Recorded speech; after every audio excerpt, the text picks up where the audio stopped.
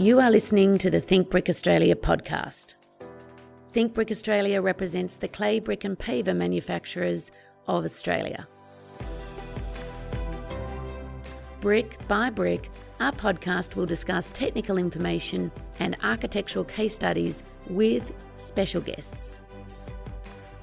I'm your host, Elizabeth McIntyre, the CEO of Think Brick Australia.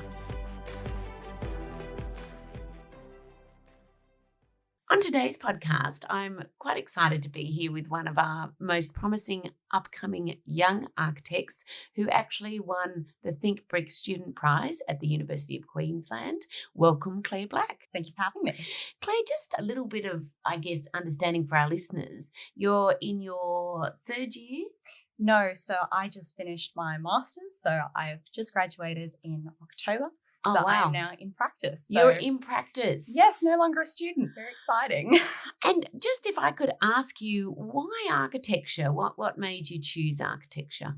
It was sort of funny. I've got a lot of friends who did architecture with me. Even when they were kids, they wanted to be architects. They did the Lego thing and they built houses and they were so excited. Whereas I sort of got to 2 weeks before my university course entries had to get put in. And I went, oh my goodness, what am I going to pick? Because over the last sort of year 11 and 12, like a lot of students do, I'd gone through the stage, do I want to be a doctor? Do I want to be a journalist? Do I want to be something really exciting? I think architecture is very exciting as well. So I sort of got to that point where I had to really make a decision and nothing else would have fit me, I think. Okay. Because I really loved math. I really loved, English and art. Like I wasn't specifically amazing at any of the three, but I was very much like an all-rounder student in high school. Mm-hmm. So I think I was sitting there going, I couldn't put anything else. Architecture was the only thing I could really see myself doing in the long term. And, I'm really happy I chose it. And I just would be curious around, obviously just having graduated and having the experience of being at university, how did that impress upon you? Was it what you expected architecture would be or any surprises? I think the funny thing is, before I did architecture, everyone who was in the profession or I said, I want to be an architect, it looks really exciting, said, it's don't do architecture. Hours are bad and, it's all, your designs never get put through. But I found that completely false. Okay. Which, if I could talk to any year 11 or 12 student who was going to do architecture, I would tell them just ignore everyone else who's got this chip on their shoulder because I really enjoyed it. I've, worked in practice. This is my first year out, but I did a year out between my bachelor's and master's working in practice, and I've just enjoyed it immensely. That's great. That's great advice for people wondering what to do for this career as well. And Claire, you did your design obviously won Think Brick competition. Could you talk to us a little bit about that and what it was like working on that design? Sure. So it was quite an interesting course. It was my final course in the degree. I'd done 3 years in the first degree, went off for a year, came back and did 2 years in master's.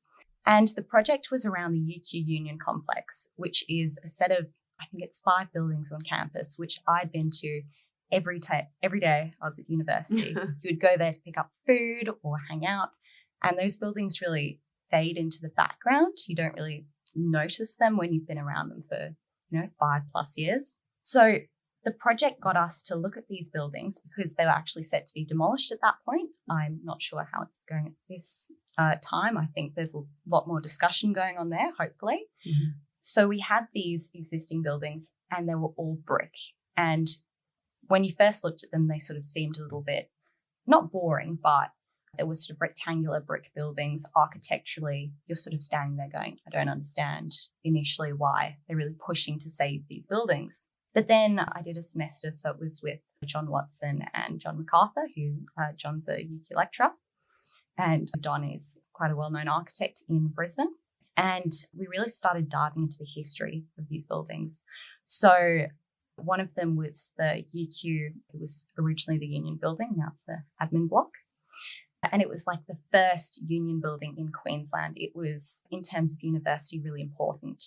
And also, not just that, but the original design, which had sort of been chipped away at over the years by various different people with different ambitions trying to remake or create something in this space, which, it's sort of debatable whether or not those later builders or architects really accomplished anything which the original didn't. But anyway, so this union building, it was incorporating a certain type of breeze block, which it was totally innovative at the time. And it was in this new university building. It was the first union building in Queensland.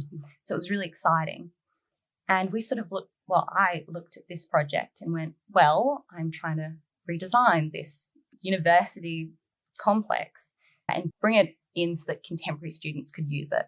Because at this point, a lot of the people who were using the building had left and it was really underutilised, and there were just mass rooms in there that were just empty. So for my project, I really wanted to take material of brick, but use really contemporary methods and create something that was really quite interesting, like architecturally, on top of those foundations, which were interesting more historically and a little bit tectonically, but it was more so the history that was quite interesting. It was also quite a fascinating experience to be designing from the point of the student for other students. Because at this point, if you're at the university and you want to study, you have two options. You either go into a library, which is completely air conditioned, but you're sitting in there and, theoretically you think, oh, it's nice and cool, it's comfortable, the students will work. It doesn't really work like that in reality. You sit there, you're getting the headache, your nose is burning, your eyes are running because the aircon's blasting at you. Yes. And it's not somewhere that you want to sit and work or study. It's, you can only be in there 2-3 hours and you just want to get out. But then on the other side is sort of even worse, which is buildings meant to be air conditioned, which don't have air conditioning in them. And it's like sitting in an oven. And it is, again, I would say worse than the air conditioning, but still not a pleasant experience. Not conducive. Yeah, exactly. So for mine in particular, I took one of the existing buildings and it was like a 2-level building. And at the time it had been built, it was meant to have another 2 levels above it, except due to political and financial issues at that time, they couldn't build the 2 levels above. So I took that as this opportunity to go, well, if I was going to design a space that I personally would love to sit at and work, what would that look like? What would that be? So I designed these sort of study nooks, which sit on, if the floor plans are rectangle, they sit on the left and right sides. So in the center of the space would be really sort of environmentally conditioned, so, weatherproofed. So inside you have your computers, you have air conditioning, library, as you'd expect for a traditional study space library. Yes. But then on the edges, have them really more open to the external space. And I brought brick in and sort of had apertures in the brick and some punctures so that you could sit against it and feel the breeze come through. So you've got that ventilation going on without having to open a window. It's sort of always there. So you're enclosed, but you're not separated from outside. Yes. You're not exposed. Yeah, exactly. Yeah. And I think another thing about brick is, when you're in this big mass brick building, you go up and you touch the wall and it's nice and cool, even in summer. And it's such a nice and tactile experience. But a lot of the brick buildings, when they get designed, you're sort of within the space, within plasterboard walls, separated within the brick.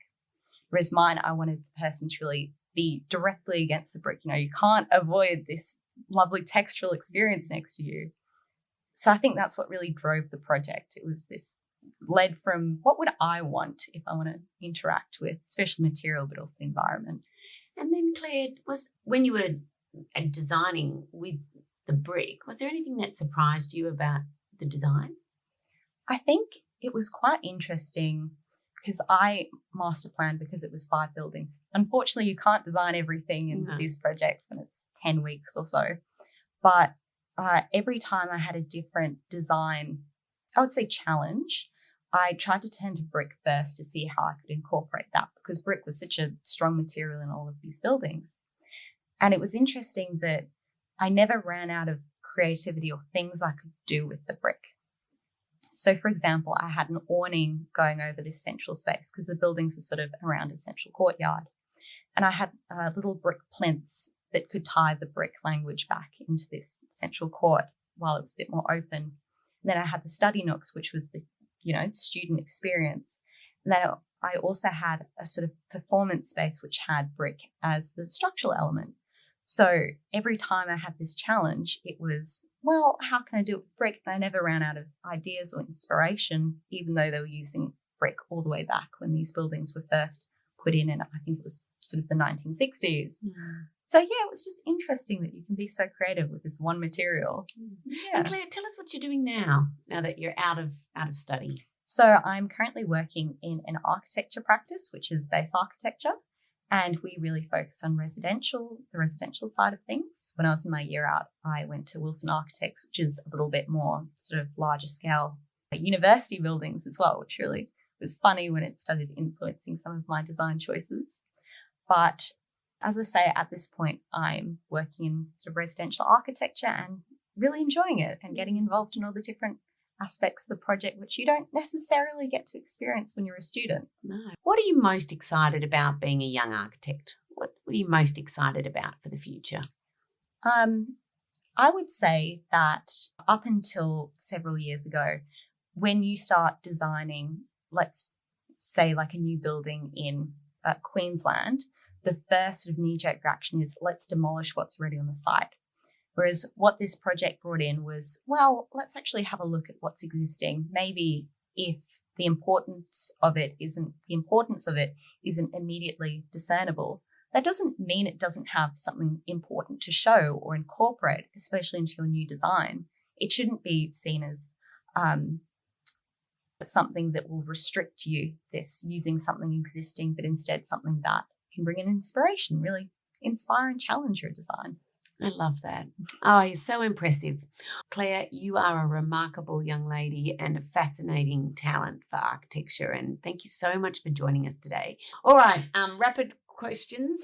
Reading the news, a newspaper or online? Online. Handwriting or typing? Typing. For sketching ideas and concepts, would you use a pencil, pen, or an e-pen? It would have to be pen, because I think all the stuff that you don't want to get rid of with pencil, you're stuck with it in pen. So you've got to start, it really brings in the creative juices. Okay. Do you like to read books or listen to audiobooks? Read books. What's important to you, style or substance? Substance. Coffee or tea? Tea at this stage. TV shows or movies? Movies. Antique or brand new? Antique. Call or text? Text. Travel back in time or into the future? I would say into the future. Exterior or interior? Exterior. Video games or board games? Video games. Form or function? Function. Complex or simple with relation to design? Complex. Oh. Claire, it's been my absolute pleasure. Thank you for taking the time out to come and speak with us today. Thank you so much for having me. If you have enjoyed this podcast, please follow, rate, and review our podcast. We are always looking for new ways to think brick. If you have an idea of what you'd like to hear about, there's a link in our show notes to let us know.